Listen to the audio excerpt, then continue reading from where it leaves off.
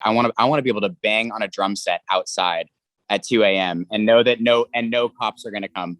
And so a lot of the record was made in a barn on a farm.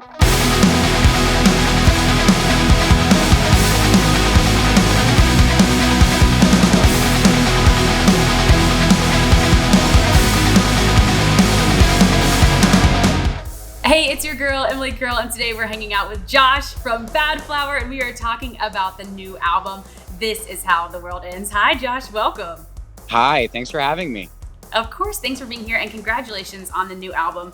I'm such a fan, truly, and we're gonna dive into this because it's so raw and thought-provoking, and you said it was not a casual process to create this album. So tell me a little bit about what the process looked like for this album in particular. Honestly, I was like a crazy person. Yeah, it was like before we were forced into isolation, I had already forced myself into isolation. And for this album or just for other reasons? Yeah, for this album. For the album. Actually, I didn't even know if it was going to be an album in the beginning. It was just we just finished our big tour. We finished, like, it felt like the album cycle for the first album was done, and all I was thinking about throughout that tour was like writing the next batch of songs. I wanted to write so bad, and I'm not one of those artists who can write on tour. Like, I know a lot of bands who like sit in the back room of their tour bus and like work on songs. We're not like that at all. You have to be in like a certain type of environment or like certain headspace. Yeah, exactly. And I don't multitask well. So when it's like tour time, I'm all in, like, focused on the tour, focused on whatever aspect of that I like need to control, I guess. And then when it's writing time, it's nothing else. It's like, I want to shut my phone off. I want to I don't want to talk to anybody. I just want to write songs and be in that creative space. And so, I mean, it got so intense that I moved out of Los Angeles. I moved to a farm in Tennessee. Yeah. What?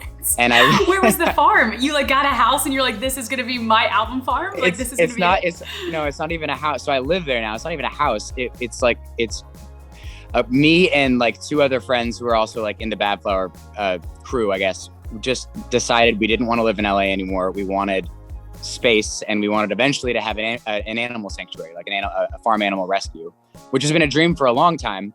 And also peace and quiet, and to be able to just like not have peace and quiet and not have anybody complain about it. So like, I want to be able to bang on a drum set outside at 2 a.m. and know that no cops are going to come. And so we just like pulled the trigger and did it.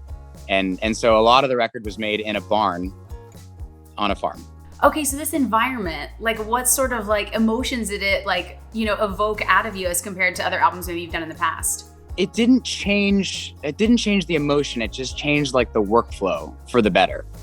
Because like so much of this album is inspired by people on the internet, and like the culture that's started from the internet, which became like even more apparent when there was no way to interface with people. So like all versions of relationships and like human to human interaction was through this medium of typing. And I think my observation of it is it changed society. It changed culture. It changed everything about humanity, even, and morality. And that's a very common theme for this album. Like it's talking about that. It's talking from that space, I think. I want to talk about the title for a second too. This Is How the World Ends. How did you land on that title? Obviously we see that line in Machine Gun, but how did you land on this title? I mean, we landed on it because it was a line in Machine Gun.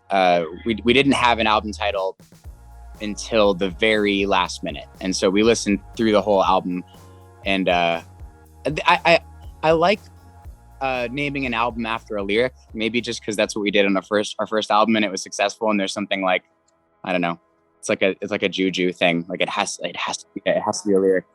It just felt like it summed up the overall energy of it. So it just felt like a good title. That's as deep as I can get about it. Like that's it. Yeah.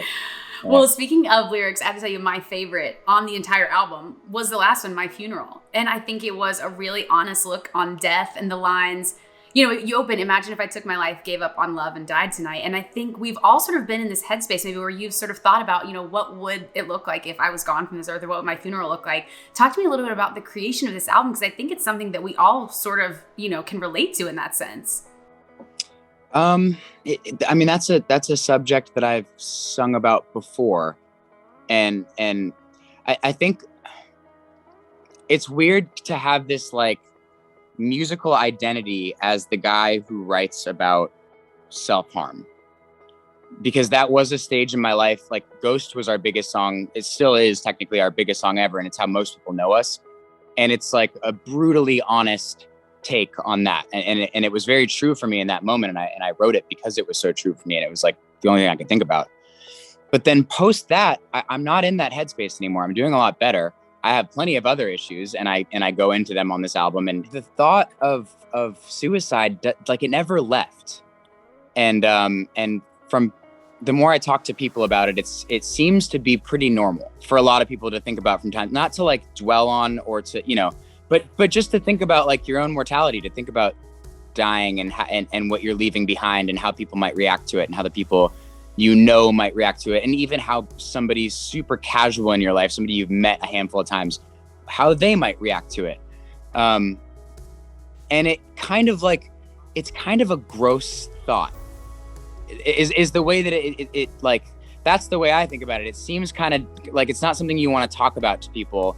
It's certainly not like, you can't say that with confidence, at least, like bring up this topic, like, oh, I've just been thinking about what my funeral is going to be like. And it's just not, I don't know, it's kind of gross to think about, but it is something that I do think about. And so I liked the idea of writing the song from that very specific perspective because it wasn't glamorous. You know, obviously a song like Ghost isn't glamorous by any means, but it's a lot easier to have sympathy for that person, especially somebody who's been in that position, because it's so intense and you feel bad for the person who's writing the song. And if you can connect with it, you're there. Whereas a song like Funeral, it's harder to immediately connect with that. Yet it seems like now that it's already out, people are connecting with it. And they're like, it's so wild to have somebody sing about this from this perspective, because it is very real, but it's not commonly talked about in this way. And so I'm proud of that. I like that. Yeah, me too. And you know, I feel like that's one that your fans obviously have gravitated towards. What are some other ones that maybe have surprised you that your fans have really like latched onto or really loved? Machine Gun. All of us were a little nervous about it because it's like on the surface, it seems like it's just like a jab at the military, which it kind of is. But to me, it's more about manipulation tactics in general. And I'm just using like the military as a medium to talk about that. And how easy it is for any of us, any person, to be manipulated into thinking that something is right or a good idea or good for you or good for the planet or whatever. And I find myself like experiencing that, especially now with the pandemic and the way that people talk to each other on the internet. And another song, like Everyone's an Asshole, is talking about that specifically. It's these manipulation tactics and the way it changes what we consider to be moral or good. It's just fascinating to me and terrifying. And so this is just a little art piece that I've made that's reflective of that. And we also have to talk about Don't Hate Me and the music video for this one. Again, another one of my favorites. What was the inspiration behind this video and the song too? The song started, the chorus was written first, and the chorus is very simple. It's another like at a surface level, it's just like it just feels like a normal human emotion. Don't hate me more than I hate myself. But then the band all got together and we started jamming it, and the bridge part came about where we're doing this like more of like a hardcore sounding breakdown thing that our band has never really done before. It's never been who we are. Yet when we're jamming it, we're like, this is so fun. Can we do this? Like, are we allowed to do this? Are people going to think this? And we just kind of like, we decided to continue that path. And like, we just like doing it. Who cares? Who cares what anybody thinks? But then it sparked the idea for me that I could write this whole narrative around the concept of our band shifting genres in order to be liked by somebody. And so that became what the entire song was about. Because the song is about changing little like small aspects of yourself, changing maybe your voice or changing the way you look or the way you dress so that somebody else will like you more, or like, so you think somebody will like you more. And so we took this whole meta approach where we changed the entire sound of the band and created the narrative around it. Like, I'm doing this because I want to be liked. So Josh, on that same note, you're on tour now, which is so exciting. What is it like playing these songs that are so emotional, that hit you in such a spot live to a crowd? So validating.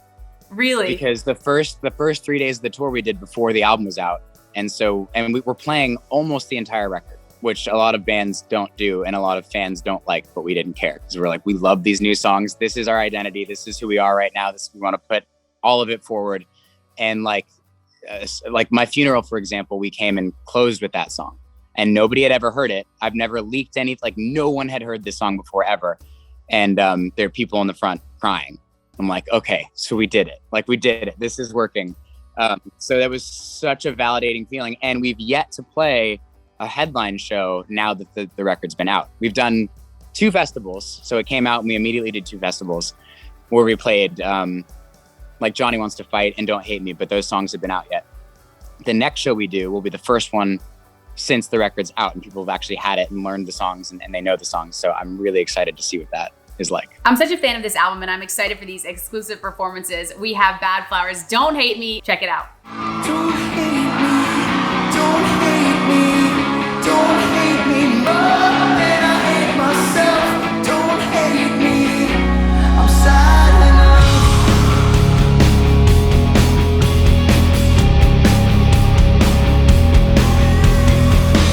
I lost my mind today. I checked up on the guys you date. It's no wonder I'm insecure. She's in my head again, so I called her, checking in, no answer. And now I'm on my way to say the same old shit. Don't hate me, don't hate me, don't hate me more than I hate myself. Don't let me destroy me, don't hurt me more than I hurt myself. Just school me, console me, come show me how I can use some help. But don't hate me, I'm sad enough.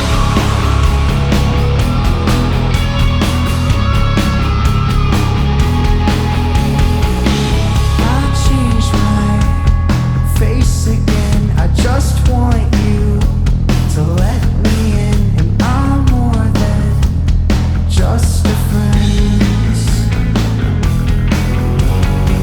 It's not grandeur, I'm off my meds, I'm no danger. So call the feds, I'm no stalker.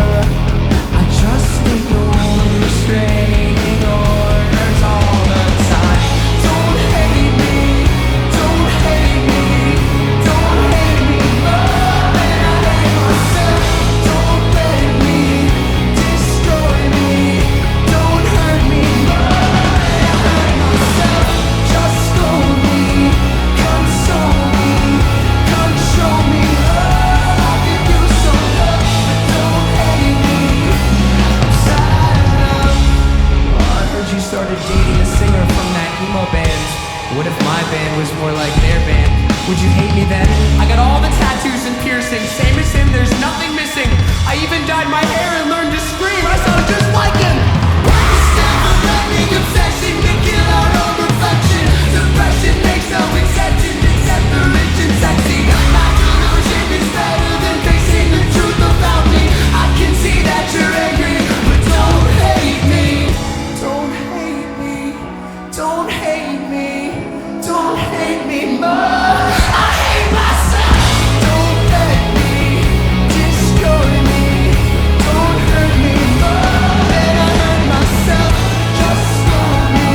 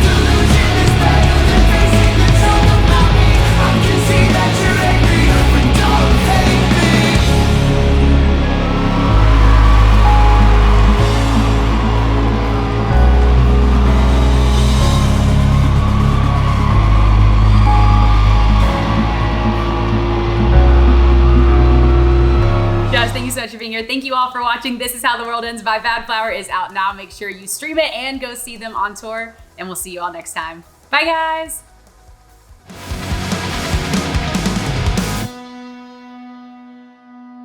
Hey guys, thanks so much for watching. Did you like that video? You can check out more over here. And don't forget to subscribe to iHeart right here. And if you're already a longtime fan, make sure you ring the bell down below so you don't miss a single video. Bye guys.